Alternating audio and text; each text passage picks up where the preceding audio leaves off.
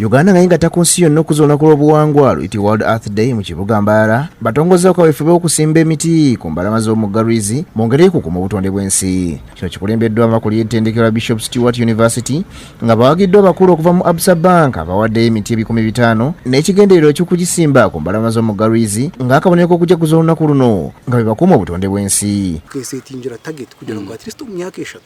In the next 3 years, starting last year, tubyare emiti at least $1 million plus. So amungambira last year tukabyara emiti emitwara 3 Oh, good. 350,000. Turiya hururu eyo kubyara emiti kushika miliyoni 3. So aha twokubanza tubyire emiteji munonga omyanya itari yemwe nemwe kandi omu region eje yitu ya Kunuya ndabwo turyo ntuyenjera nho twatanda. Kaweefube ono bamutandikidde ku kisaawe kya Bishop Stewart era nga bano basimbye emiti ebika ebyenjawulo ebitono butonde bwansi. Hata ba Absa ntwongera kugumiza muno kubasimba munonga abo kutuleetera emiteji abo ko mwaletamu species mwaletamu ebika bitakushana aze ebika bitakushana ebyo na munonga kutukuba tuyina abana bambaza nko mu research especially ngati turi ngomuntu twara herbal medicine. Olunaku luno lujjaguzibwa ng'ennaku z'omwezi 2 omwezi ogwokuna buli mwaka. Ate abasaba abajjanjabi b'ekirwadde kya Kookolo balaze okutya omuwendo gw'Abannayuganda abeekebeza obulwadde buno okubeera wansi ddala nga basinga bagenda mu malwaliro ng'obudde buyise. Giving hope to those people that come for care of cancer. As you understand, cancer depletes the pocket. Anybody that tries to, because cancer care is not cared for by insurance, so people pay out of pocket. And the first thing that happens is many people that come here are going to come in a sorry state. Bino babyogeredde mu nsinkano ne bannalotale okuva mu Rotary Club of Kampala Maisha ku ddwaliro ly'Ensambya bwadde bawaayo obuyambi okukwasizaako ku kitongole kya Kookolo mu ddwaliro lino. Bano balambulira ekifo ky'ekkuŋŋaanyizo ly'omusaayi ekiri okuzimbibwa bannalotale bano. Akulira eddwaliro ly'Ensambya Dr. Andrew Sekitoleko asabye bannalotale okubalowoozaako ku ky'okubakwasizaako okuzimba ebizimbe ebipya mu ddwaliro lino kuba ebisinga bikaddiye. The hospital is 121 years now. And the building you see there forgotten will be going down in the next 2 months. That is the oldest building.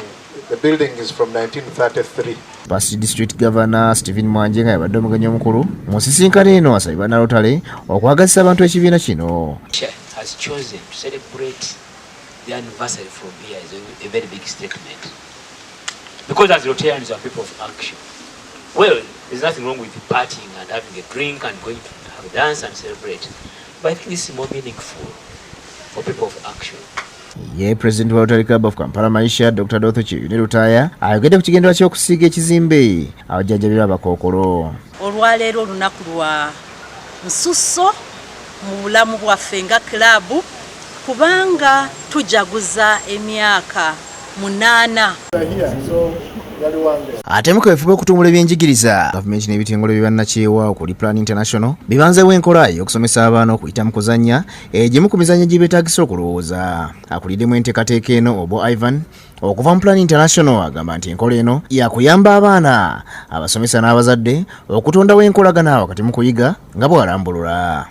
Waliwo obuzibu obw'okutegeera engeri gye basobola okukikulamu babenga omwana gwe bateeka wakati nga bateekateeka okumusomesa. So learning ekijjayo bulungi. Alaze engeri kino gye kikolebwamu ng'amakanda bakugasima mu disitulikiti 6 mu Busoga, West Nile ne Toro. Omukulu w'essomero lya Nawansanso Silvia Olivia n'amyuka atwala ebyenjigiriza mu disitulikiti y'e Kamuli Wilfred Wamboga balaze okusomozebwa kwa bakyasanga mu kubangula abayizi. Tubana okusomesebwa ng'abasomesa nti abaana abazaire tubabagabya byetaago ng'ebitabo, ekalaamu, akayunifomu kabula wayemba. Disitulikiti ey'e Kamuli tulina abasomesa babayenga bali batono tibatumala okavarenga amasomero ge tulinago Kamuli disitulikiti. Kyakubiri kwekyo tubaire n'obuzibu oba challenges n'ebibiina. Amyuka radisi w'e Kamuli Birungi Rose asabye bazadde obutesulayo gwa nagamba mu nkuza y'abaana. Abasaba abaana naddala abaana b'obuwala mulemere mu masomero. Okusoma tekulinda naye ebirala bisobola okukola ki? Bisobola okulinda. Entiko y'okutongoza enkola eno yakubeera kololo ng'ennaku z'omwezi 3 nga minisita y'ebyenjigiriza era mukulembeze w'eggwanga Janet Kataka Museveni yasuubira okugitongoza.